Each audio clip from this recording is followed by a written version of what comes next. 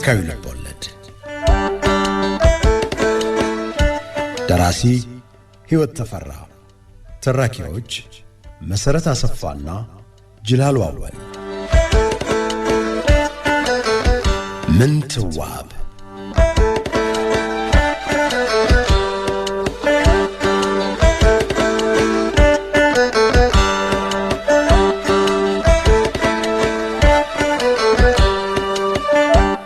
እንደምን አላችሁ አድማጮቻችን። ምንትዋብ አያቷ እመቤት ዮልያና እንደነገሯት ቀብራራዎቹን የጎንደር ወይዛዝርት ታስተዋለች። ቤተ መንግስት፣ አለባበስ፣ ጌጣጌጥ፣ አካሄድ፣ አቀማመጥ፣ አበላል ሁሉ የማንነት መገለጫ ነው። ሁሉም ስርዓት አለው። ምንትዋብ ባያቷ ኮርታለች። ስነ ልቦናዋን በደንብ አዘጋጅተውላታል። ከንጉሥ አጠገብ ተቀምጣ ሁሉን ታዘበች። ፈጣሪ ጥላዬን ያልፈቀደው ለበለጠ ሾሞኝ ነው ብላ አመሰገነች። ኩራት ተሰምቷታል። ግብሩና ታዳሚዎቹ ድንቅ ነበሩ። እመቤት ዮልያና ተሳክቶላቸዋል። ስልጠናዋን በሚገባ ተወጥታለች።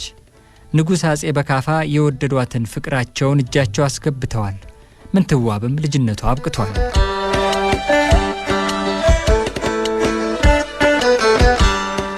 ምንትዋብ ታሪካዊ ልቦለድ ትረካ ክፍል 13 እንዲህ ይደመጣል።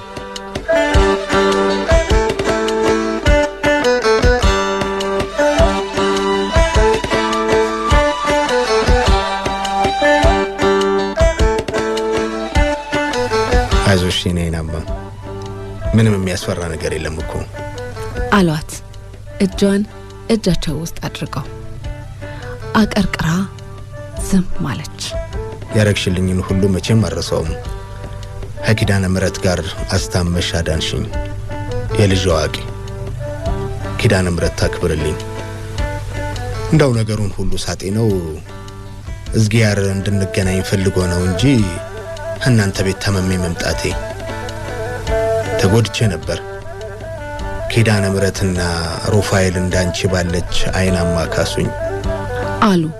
በሰርጋቸው ማግስት ስለሞተችው ሚስታቸው አስበው ምንትዋብ እጇን እያፍተለተለች ዝም ብላ አዳመጠቻቸው።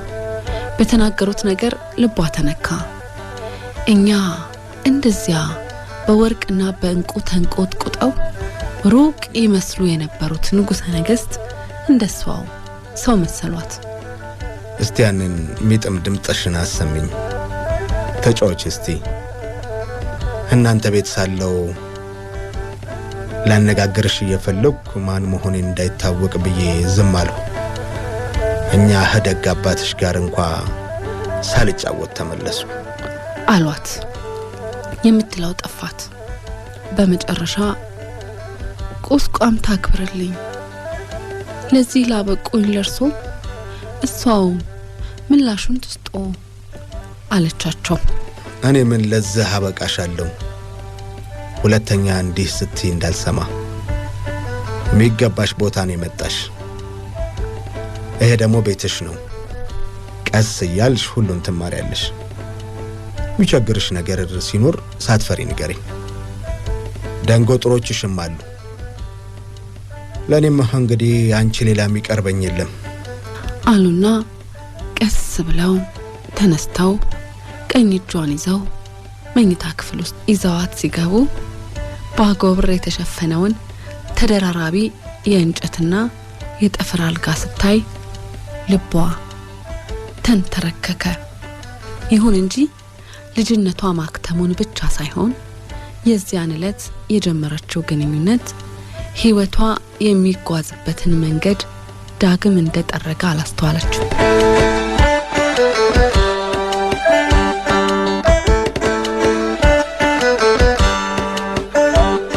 ሰኞ ጠዋት ጥላይና አብርሃ አለቃ ሄኖክ ቤት ሲደርሱ ባለቤትየዋ ወጥታ ተቀበለቻቸው። ውስጥ ሲገቡ ሰባዎቹ መጀመሪያ ያሉ የግርማቸው የብልህነታቸውና የደግነታቸው ድባብ የሚያስተጋባ አዛውንት መደብ ላይ ተቀምጠው ብራና ላይ የተጻፈ ጸሎት ያነባሉ። የጥምጥማቸው ንጣት አካባቢውን ደመቅ አድርጎታል። የጀመሩትን እስቲ ጨርሱ ነው፣ አረፍ በሉ አለቻቸው ባለቤቲቱ ከአለቃ ሄኖክ ፊት ለፊት ያለ አጎዛ ጣል የተደረገበት መደብ በእጇ ያሳየቻቸው። ጥላይ አለቃ ሄኖክን በፈገግታ ከላይ እስከታች ተመለከታቸው። ቀልቦ ወደዳቸው። ከሳቸው ዘንድ ጉዳዩ እንደሚቃናለት አንዳች ነገር ነገረው። ከሳቸው ሌላ ማንም ባያስተምረው ፈለገ። ቤቱን ሲቃኝ ጥግ ላይ ካለው የጠፈር አልጋ በስተቀር እንብዛም ዕቃ አይታይበትም። ከአልጋው ግርጌ የቀለም ቀንዶች፣ የቀርቀሃ ስንጥሮች፣ ብራናና በእራፊ ጨርቅ የተጠቀለሉ ዱቄት መሳይ ነገሮች ተቀምጠዋል። ይህንን እየተመለከተ ሳለ አለቃ ሄኖክ አድራችሁ ነው ልጆች ሲሏቸው ከአብርሃ እኩል ብድግ ብሎ ለሰላምታቸው የአክብሮት አጸፋ መለሰ። ምን ፈልጋችሁ ነው በሚል አይነት ሲያዩዋቸው አብርሃ እሱ ሐቋራ ነው የዘለቀ ስዕል መማር ፈልጋለሁ ቢለኝ እርሶ ዘንድ ይዤው መጣው አላቸው። መልካም ስዕል ለመማር ቀኔ መማር አለብህ። ሞካክራሃል። ወፍታ ጊዮርጊስ የኔታ አምሳሉ ዘንድ ስላሴ አድርሼ ወዲህ መጣው። ስዕል ስለታውቃለህ አሉት ትክ ብለው ያዩት።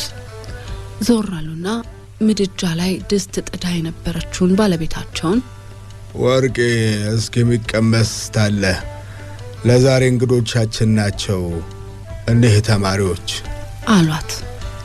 ጥላይ ለጠየቁት ጥያቄ አሁን የለም አልሳልኩምም ማለት ፈለገና አመነታ። አይናቸው እሱ ላይ ተተክሎ ሲቀር ጥቂት ሞካከር ያለው ገና በራና ላይም አይደል ዛዲያ ምን ላይ ነው ሳል ሊናገር ፈልጎ አፈረ። እሳቸው መልስ ፈልገው ተጠባበቁ።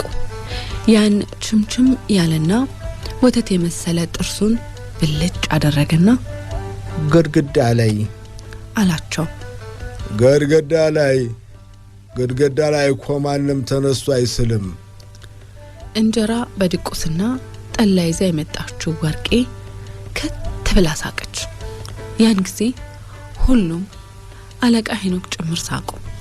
ጥላይ ወርቄ ጠላውን መጀመሪያ ለአለቃ ሄኖክ ከዚያም ለእርሱና ለአብርሃ ቀርታ እስክታስቀምጥ ጠበቀና ሀቤታችን ግድግዳ ላይ ነው። በእናቴ ወንፊት አመድ እየነፋው በውሃ ለቁጭ ሳበቃ ሀቤታችንን ጀርባ ግድግዳ ላይ በእናቴ አክርማ ስላለው አባቴ ሲያዩት ይቆጣሉ። ግድግዳውን መልሰው በጭቃ ያስመርጉታል አለ። ወርቄ እንደገና ከተብላ ሳቀች። ሁሉም አብረዋት ሳቁ። ጥቂት ቆይታ በድቁስ ከቀረበው እንጀራ ላይ ግማሹን ተቀምሰው መተዋቸውን ተመልክታ ለጠላው ማጣጫ በአነስተኛ ጮጮ ላይ ቆሎ ይዛ መጣች። አለቃን አዘግናቸው እነ ጥላዬን እያቆረጠማችሁ ብላ አስቀምጣላቸው ሄደች። አለቃ ሄኖክ ከዘገኑት ቆሎ ላይ ቆንጠር አድርገው አፋቸው አደረጉና ስዕል መሳልህ ነው ወይስ ግድግዳ ላይ መሳልህ አባተን የሚያስቆጣቸው ሲሉ ጠየቁት። ወታደር መሆን አለብህ እያሉኝ ስዕል እንድስል አይፈልጉም። በቅኔውም ቢሆን እንድገፋ አይፈልጉም። እሳቸው ስታሉ ድረስ ሀገር ያልመለስም ብዬ ጠፍቼ ወዲህ ዘለኩ። አለቃ ሄኖክ ራሳቸውን ነቀነቁ። መሆን የለበትም በሚል አይነት ለአባትህ መልእክትም ቢሆን ላከባቸው ያዝናሉ። እናትህም ቢሆኑ በለቅሶ ይሞታሉ። ብዙዎቻችን ለትምህርት ብለን ጠፍተን ነው ከቤት ምን ወጣ ግና ኋላ እንመለሳለን። አባትህ ለአንተ ሌላ ተመኙ፣ አንተ ደግሞ ሌላ ፈለክ። ክፋት የለውም። በአባትህ ቂም እንዳትይዝ። ለማንኛውም ስዕል መሳል ፈልገ እዚህ ድረስ መምጣት ለስዕል ያለህን ፍቅር ያሳያል። እኔም እንዲህ ያለሁን ተማሪ ነው የምወድ። በአባቴስ ቂም አልይዝም። ለጊዜው ስዕል አላሰራ ቢሉኝ ተቀየምሁ እንጂ የኔታ ታዛዥ ሆነኝ። ሲያመቸኝ ሄጄ አያቸዋለሁ አለና ተነስቶ እጅ ነሳ። እንግዲህ አሉት አለቃ ሄኖክ። ስዕል ስትስል ከየት ጀምረህ ወዴት እንደምትሄድ ማወቅ አለብህ። መጀመሪያ እጅህን ታፍታታለህ። ከዛ በኋላ ዓለማውያንን፣ ቄሱን፣ መነኩሴውን የመሳሰሉትን ትስላለህ። ቀጥለ ጻድቃንን፣ ከዚያ ሰማዕታትን ትስላለህ። እነዚህ በግብራቸው ቢለያዩም ለባስያነ ሥጋ ወይንም ሰዎች ናቸው። እነዚህን ከሳልህ በኋላ መላእክትን ትስላለህ። ከዚያም የፍጡራንን ሁሉ ፈጣሪ የሆነውንና ለዚች ዓለም ቤዛ ሆኖ የመጣውን የጌታችንን የኢየሱስ ክርስቶስን ውልደት ስነ ስቅለትና ጌታችንን የወለደችልንን ድንግል ማርያምን ስዕለ ማርያምን ትስላለህ። እመቤታችን ንጹሕ ናት፣ ለመላእክት የቀረበች ናት። ከፍታዋም የጌታችን ማደሪያ ማኅደረ መለኮት መሆኗ ነው። ሌላውን ስትደርስበት ትማራለህ። አሁን እጅህን ለማፍታታት በጥቁር ቀለም እኩያኖቹን እባብ፣ ቆራና ሳጥናኤል የመሳሰሉትን በመሳል ትጀምራለህ። ሳጥናኤልን በጥቁር ቀለም? አለ ጥላዬ ከተቀመጠበት ተነስቶ። አዎ፣ ምን ነው? አሉት ሊል የፈለገውን ጠርጥረው። ትናንት ከደብረ ብርሃን ሥላሴ ግቢ ውስጥ አንድ መነኩሴ ጋር ስንጨዋወት ስዕል መማር ፈልጌ ነው ከቋራ እንደመጣሁ ነግሬያቸው በወሬ ጥቁር ስለምን የሳጥናኤል መገለጫ እንደሚሆን አይገባኝም አሉኝ። አንደኛ ሳጥናኤልም ቢሆን መልአክ ነበር። መላእክት ደግሞ ፍጥረታቸው ከብርሃንና ከነፋስ ነው። ብርሃን ነጭ ነው፣ ነፋስ ደግሞ ቀለም የለውም። እሱም ቢሆን ብርሃን ተሸካሚ ነበር። በዚህ ላይ ደግሞ ጌታችን ኢየሱስ ክርስቶስ ጥቁር ተወልጄ ጥቁር 12ቱን ሐዋርያት አመጣለሁ ብሏልና ጥቁር ስለምን የካህዲያን የርኩሳን መገለጫ ይሆናል ሲሉ ነበር። አለቃ ሄኖክ ፈገግ አሉ። እንደሱም ይሏሉ። አየህ፣ ከጎንደር ነገሥታት ዘመን ጀምሮ በርካታ ጥያቄዎች ተነስቷል፣ ክርክሮችም ተደርጓል። ከነዚህ መሃል አንዱ ይህ ነው። ለማንኛውም አሁን አንተ ስዕል ልትማር ነው የመጣኸውና እኔ ደግሞ ማስተምርህ የተማርሁትን ነው። ደሞስ ነፋስ ቀለም የለውም ያለማን ነው? እስመ ነፋስ ጸሊም ባህሪያሁ የሌለምን የነፋስ መልኩ ጥቁር ነው ማለትም አይደል? ሆረኒ እሳቸው ሲሉ ብሰማ እንጂ ምኑን አውቄ አለና ከተቀመጠበት ተነስቶ ጥሩ ሰዓሊ ለመሆን ስንት ዓመት ይፈጃል ሲል ጠየቃቸው። የሰነፍ ተማሪ ጥያቄ ነው ይሄ። ለመጨረስም ቢቻኮል ተማሪ ጥበብ አይዝም። ጥበብ ትዕግስትን ትሻለች፣ በቀጠሮማ ከቶም አትገኝ። ለማንኛውም ለዛሬ በእንግድህነትና ከቋራ እዝህ ድረስ በመዝለቅህ ነግርሃለሁ። የስዕል ጥበብ እንደ ተማሪው ትጋት ነው የሚያዝ። ይልቁንም ወደ ቅኔ ሳይቀርብ አይቀርም ምሳሌው። ቅኔ ማለቂያም የለው። እንዲያው መምህሩ ተማሪውን አሁንስ ይበቃውታል፣ ይሄ ያለውን ሚስጥር ወስደዋል፣ እህዱና ያስተምሩ ብሎ መርቆ ይሰደዋል እንጂ ተማሪው አልጠገብኩም ካለ ይቆያል። አለዚያም ሌላ መምህር ዘንድ ሄዶ ይገባል። እንደገና አስተምራለሁ ካለም ወንበሩን ዘርግቶ በያዘው ጥበብ ያንኑ እያስፋፋ ያስተምራል። ስዕል ክፍልህ ተውነና ተክተም ሐያስከው ዋና ጥበቡን ቶሎ ትይዛለህ። ትኩር ብለው አዩት። ወደ አብርሃም ዘወር ብለው መልሰው አይናቸውን ጥላዬ ላይ ያሳረፉ። አስቀድመ እጅህን እያፍታታ ንድፍ ትማራለህ። ቅዱሳት መጻሕፍትን ማንበብ ዋናው ትምህርትህ ነው። ቅኔ ብቻ ሳይሆን ታሪክና አህማደ ሚስጥር ማወቅ ይገባል። የብሉይና የሐዲስ ታሪኮችን እንደ ሐረግ የተሳሰሩ ናቸው። የብሉይ ነቢያት ለሐዲስ ሐዋርያት አርያ ይሆናሉ። ስለዚህ ነው መጽሐፍ ቅዱስን ሳውቁ ስዕል መሳል የማይቻለው። ወደ ባለቤታቸው ዘወር ብለው ወርቄ ጠላው ቀጅላቸዋ አሏት። ወርቄ ጠላውን እስክትቀዳ ጠብቀው ስትሄድ አየህ ልጅ አሉት ጥላዬን ትኩር ብለው እየተመለከቱት። ስዕል መሳለ ማለት የአንድን ስዕል ንድፍ ማወቅና ብራና ላይ አሳምሮ መገልበጥ ብቻ አይደለም። ብዙ ማወቅ ያለብህ ነገር አለ። ስለምትስለው ነገር ሚስጥሩን ማወቅ ያስፈልጋል። ከባዱ ነገር መኸው ነው። የምትስለውን ስዕል ታሪክ ማወቅ ብቻም ሳይሆን ስዕሉ ቤተክርስቲያን ውስጥ የሚሳልበትን ቦታ በግራ ይሁን በቀኝ የሚሳልበትን ቀለም ሁሉ ጠንቅቆ ማወቅ ይገባል። ምትስለውን ስዕል እንደ ተሳየው ማንነትና ታሪክ ምትመርጠው ቀለም ይለያያል ማለቴ ነው።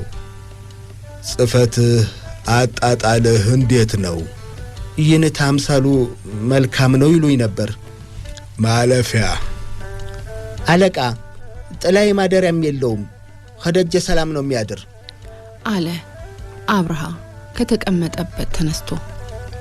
ጥሩ ጊዜ መተሃል አሉት ጥላዬን ያዩ። ከኛ ዘንድ የኖር የነበረ ተማሪ በቅርቡ ትምህርቱን ከኔ ዘንድ ጨርሶ ወደ ደብረ ወርቅ ሄዷል። እኔም በአንዳንድ ነገር ሚረዳኝ ሰው ስለምፈልግ በጓሮ አንዲት የተማሪ ጎጆ ምታህል ቤት አለችኝ። እዛ ትቀመጣለህ። የዕለት ጉርስህንም አንነሳህም። ዛሬም ቢሆን እኛ ዘንድ መተማደር ትችላለህ። ጥላዬና አብርሃ ለሄዶ ሲነሱ ወርቄ ወጡ ደርሷል፣ ሰዓት በሉማ አትሄዱም አለቻቸው። ተመልሰው ተቀመጡና ምሳ በልተው አለቃ ሄኖክን እጅ ነስተው ወርቄን አመስግነው ወጡ።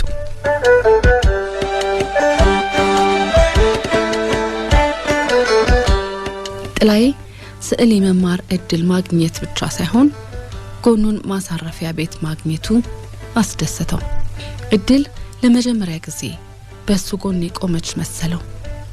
ህልሙንና ምኞቱን ሊያጨናግፉበት የሞከሩትን አባቱን ይቅር አላቸው። አባቴ ስታሉ አገር ያልመለስም ያልሆቱን ሁሉ እግዚአብሔር ይቅር ይበለኝ። እናቴ እርቅ ደም ያደርቅ ትሌለ አለቃ ሄኖክም ቢሆኑ በአባቴ ቂም እንዳልይዝ መክረውኛል። እኔም ቃል ገባለሁ አባቴ ባሉበት ደህና ይሁኑ። እግዚአብሔር ያለቀን ሄጄ አያቸዋለሁ አለ ለራሱ። የኔና የሁለቴ ነገር ገና ሳንወለድ ተጥፎ የተቀመጠ ይመስለኝ ነበር። የእግዚአብሔር ነገር ይገርመኛል። በአንድ እጅ ሰጥቶ በሌላው ይነጥቃል። ወለቴን ለሌላ ሰጥቶ ለኔ ስዕል ሰጠኝ። ሁለቱንም ቢሰጠኝ ይከብደው ኖሯል ወይስ ጣፈንቴን ወለቴ ሳትሆን ስዕል ብቻ ኖሯል? እግዚአብሔር አልጣላ መቼም። ለነገሩ ነው እንጂ እኔ እንደ ንጉሥ ላኖራት አልችል። ለማንኛውም እሱ ባለቤቱ ያውቃል። ምስጋና ይግባው። ጎንደርም ትባረክ። እድል ተርታይና በጃጀችልኝ። እንደኔ ያሉት መተው የማይፈሩባት ሲል አሰላሰለ። ከሀሳቡ ሲመለስ አብርሃ ከጎኑ ይራመዳል። በደስታ ሐሳብ ይዞኝ ጭልጥ አልኩ አለው። አይቼ እኮ ነው ዝም ያልኩት። ደካክም ያለው ይበቃኛል ሲሉ የነበሩት የኔታ አንተን ሳቅማሙ ተቀበሉ። አንዳች ያዩበት ተስፋ አለ። መምህራን እንዲህ በአንድ ቀን ትምህርቱንም ማደሪያውንም ቀለቡንም እሰጥሃለሁ ማይሉ እንዲያው አንዳች ብርቶ ሳና ይዛል መሰለኝ ሲል ቀለደ። አይ ትምህርቱን በውል ሳልይዘው መድኃኒቱንና አስማቱን ቤት ደርሼበት ብለህ ሆሳና ለንደን ይሏለው ማን ያሳያል ብለህ ነው። ባይሆን ያንተ ሆሳና ሳይሆን ይቀራል እንዲህ ግንባር የሰጠኝ ሲል ቀልዱን በቀልድና በምራው ዋስቶ መለሰ ጥላዬ። ኧረ ቆይ እስቲ እንዲያው ቀልዱን ይቆየንና ሐለቃ ያሉት ውስጥ የገረመኝ እጄን መታፍታታው ክፉን በመሳል ነው ያሉት ነው። ለመሆኑ ሳጥናይለን እንዴት አርገህ ልትስለው ነው? መከስተ አጋንንት ልትደግም አለ አብርሃ። መከስተ አጋንንት ልትደግም የሚለው አባባሉ ራሱም ሳይቀር ያሳቀው። በስመ አብ ወልድ መንፈስ ቅዱስ። የምን መክስተ አጋንንት አመጣብኝ ወንድሜ? እንዲያው ክፉ ሰው አስመስዬ ቁጭ አላረገውም እንዴ? አይኑን ያጎረጠ ጆሮውን እንደ ቀንድ ያሾለ ጥርሱን እንደ ካራ የሳለ አድርጌ በስለው ማንነቱ ግልጥ ነው። ምንትዋብ ወደ ንጉሥ እቅፍ ገብታለች። በሌላ በኩል ጥላዬ ወደ ስዕሉ ንግስና ሊሻገር መምህሩን አግኝቷል። የሕይወት አቀባበል ለየቅል ማደል ምንትዋብ ክፍል 14 ይቀጥላል። አብረን ስለቆየን እናመሰግናለን።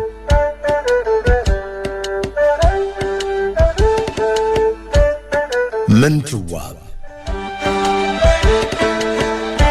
ታሪካዊ ልቦለድ። ደራሲ ሕይወት ተፈራ። ተራኪዎች መሰረት አሰፋና ጅላሉ አወል። ምንትዋብ